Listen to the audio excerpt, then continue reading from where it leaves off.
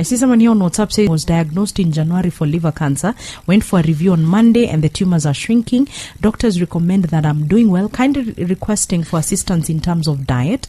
Please, I'm grateful and thank you so much. Now, when it comes to the liver, there's a test that we usually do that is called the liver function tests. It's able to assist us to know how the liver is actually functioning. And the first thing,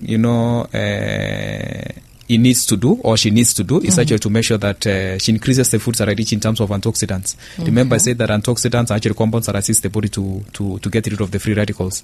Usually, free radicals increase the risk of many cancers, and therefore she needs to make sure that she increases, the fruits and vegetables. They're actually very good in terms of antioxidants. Which are? Sorry? Which are? Examples of fruits, of course, include passion fruit. We have the apples, we have mangoes, we have even the ripe bananas are actually good. We have other citrus fruits like strawberries, etc. And of course, for the vegetables, the traditional ones are actually very good in terms of some of these compounds. Now, apart from the antioxidants, of course, he cannot or she cannot afford to take alcohol because alcohol actually overworks the liver. There's one of the enzymes that we usually check when we do the liver function test, in GGT. It's able to assist us to know if the liver is actually being overworked, and especially for people who take a lot of alcohol, their liver actually gets overworked and it tends to overproduce this enzyme.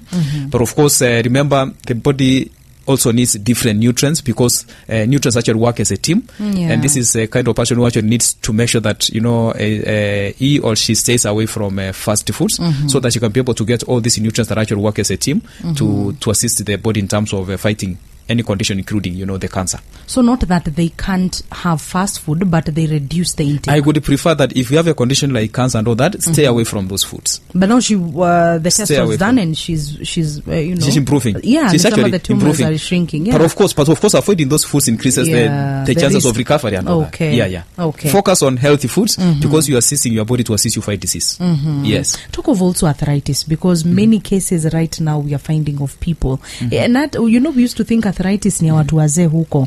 But right now even people in their 30s are getting arthritis. Let's talk of that as well and the food choices that are related to it. Now, when you talk about arthritis, the most important thing we need to do first and foremost is to work on our weight. But why do we get excessive weight? It's because of our poor food choices, and sometimes we don't exercise. Some of the people with the arthritis actually tend to have high uric acid levels, and therefore it's very important for them to monitor their uric acid levels, and of course avoid some of the foods that would actually increase our uric acid levels. Like, for example, I've seen people take a lot of nyama choma.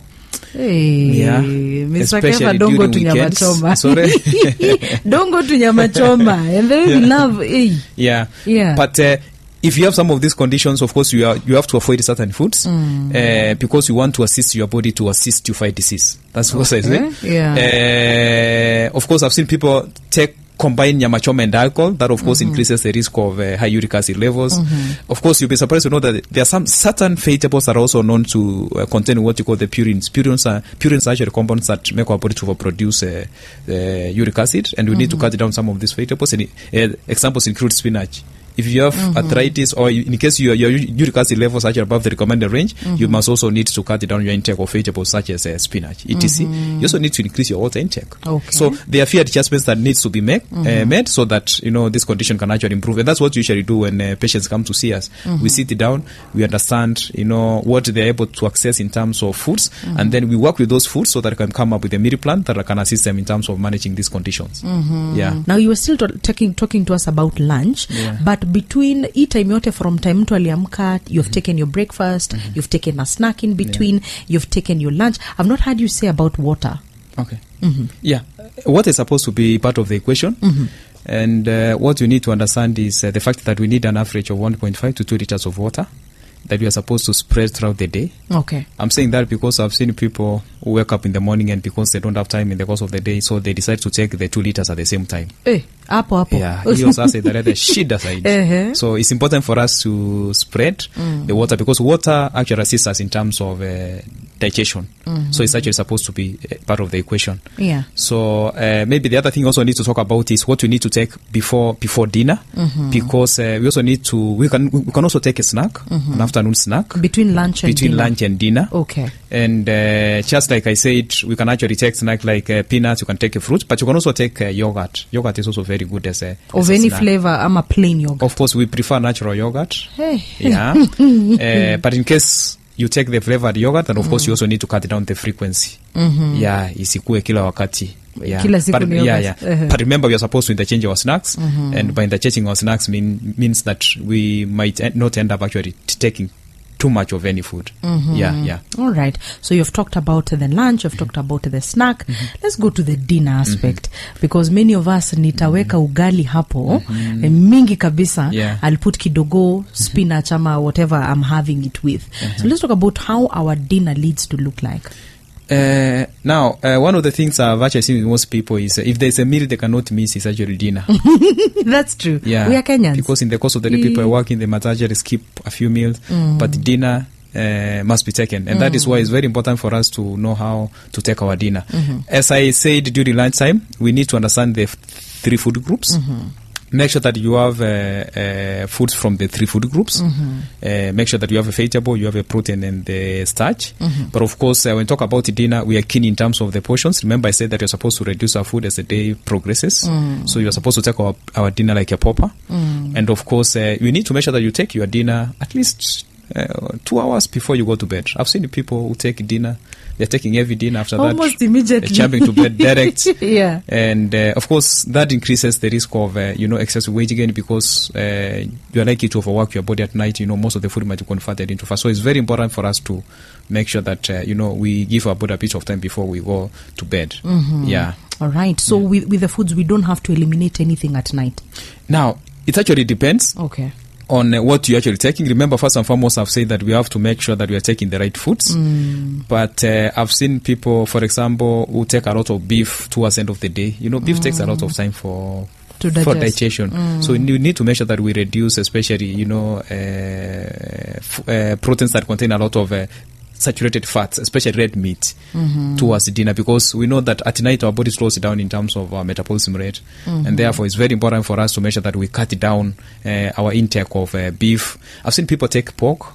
People think that pork is white meat, which is not true. Pork is red meat. Yeah, it's actually supposed to be red meat because it contains a lot of saturated fats. Meaning, if you have a condition like cholesterol, then you need to make sure that you avoid pork. Because if you are taking a lot of pork, the doctors will keep on increasing your dosage for the medication. So it's very important for us to have this information, because what you're simply saying is most of the lifestyle diseases we are getting nowadays is purely because of our lifestyle. And as a nutritionist, what I do is to address the root cause of these conditions.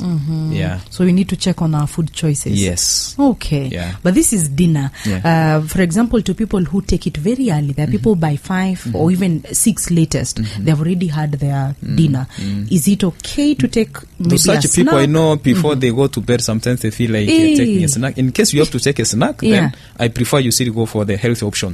The ones that I talked about, the fruits, the peanuts, the yogurt, etc. I've seen people who take even tea as part of the snack. If you want a cup of tea, it's okay. You can even add ginger. Ginger is actually very good because it assists us in terms of metabolism. Yeah. All right. And this we have looked at what our breakfast, lunch and dinner can consist of. Yes. But now there are always these health conditions that, because of our poor food choices, we will tend to have diabetes, arthritis, blood pressure and all this. Unaenda kwa daktari akwambia, please punguza hii, punguza nyama. People who have been told, wachana na hiyo skari, just take ndufia, that is tea without sugar.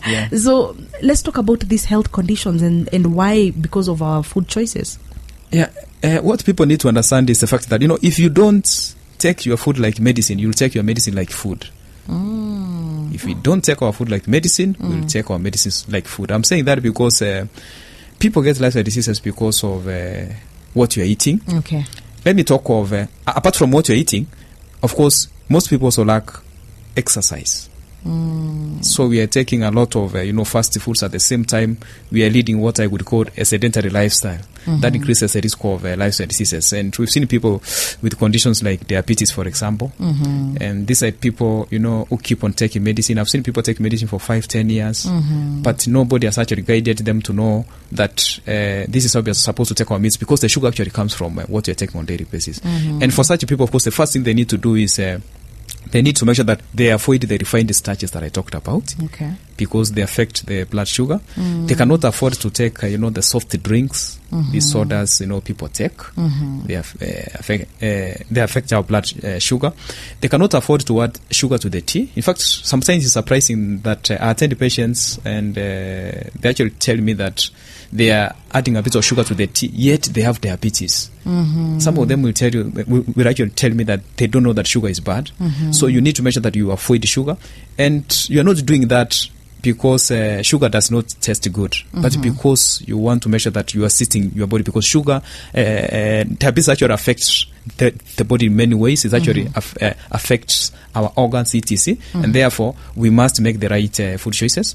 The other thing that needs to happen for us to be able to control blood sugar, that is for some of us with diabetes, we need to make sure that we increase the foods that are rich in terms of fiber content, especially the vegetables. Vegetables are rich in terms of fiber content, and studies have shown that fiber plays a key role when it comes to controlling our blood sugar levels. And therefore, when they are taking their meals, it's important that they include the vegetables. They're supposed to be vegetables is a must. Of course, fruits also need to come in as part of the diet. etc. Now, those are some of the few adjustments that they can actually make to make sure that the blood sugar is actually well controlled. But you also see a number of people with conditions like hypertension as well. And for such patients, what we usually do is, first and foremost, we make sure that they cut down their sodium intake. They cannot afford to take sausages, for example, because they contain a lot of sodium. Coffee, caffeine actually affects blood pressure. I've seen people take black coffee, which is actually worse. We are a nation that loves coffee. Especially if your blood pressure is not good. We don't recommend a lot of caffeinated drinks. Next is stress management. You'll be surprised that stress actually affects our blood pressure. And most people don't know that. So therefore, it's very important for people to measure that they manage stress. And then they don't have to do that by taking a lot of alcohol, which is the other strategy people use when it comes to stress management. It's not the right strategy, actually. I've seen people take a lot of alcohol. Or even eat. I mean, many of us, we are stress eaters. When I'm stressed, I eat. People eat the wrong foods when they are stressed. And that, of course, tends to make the situation worse. And of course, in case the weight is above the recommended range, if your blood pressure, the weight is above the recommended range, there's an index you calculate that is known as BMI, the body mass index. So if your BMI is above 25, then of course you need to make sure that you work on your weight, and that will assist you in terms of controlling blood pressure. How do you check the BMI? How do you measure it? For us to get the BMI, what we usually do is we take your weight and divide it by your height in meters squared. So meaning what you need to do is you need to know your weight, and of course you need to know your height in centimeters. So you simply need to divide your weight by your height, but in meters squared. So you're supposed to get an index between, let's say for adults, 20 to 25 is okay. It is healthy. Yeah. Okay. But of course 25 and above means that you need to start working on your weight, because from 25 to 30 means that you're overweight. Above 30, you're obese. Above 30, you're obese. Yes. Ooh. And by that time, of course, the risk of many other disease conditions usually increases. Before we come to a close, Mr. Kepha, how are we doing as Kenyans in terms of our diet and, living a healthy lifestyle? I think we are not doing well, because if you walk along the highways, you'll be able to see very big billboards, advertising fast foods and all that. You walk on the streets and you find people, taking a lot of fast foods. I think as a country we need to be keen, because we are seeing actually increasing cases of lifestyle diseases. And for you to prove that, go to the hospitals and people queue to see doctors like supermarkets. That tells you that we are not doing well when it comes to our lifestyle. And therefore it's very important for us to make sure that we cut down or avoid, the fast food. Let's try to increase exercise.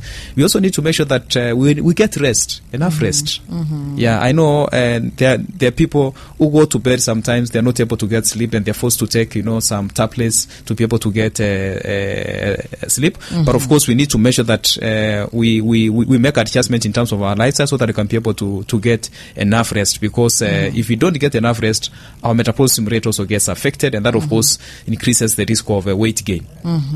All right, so we try and as much as possible to make healthy food choices. Yes. Eat a lot of fruits, take a lot of water. Be mindful of what we are eating. Exactly. All right.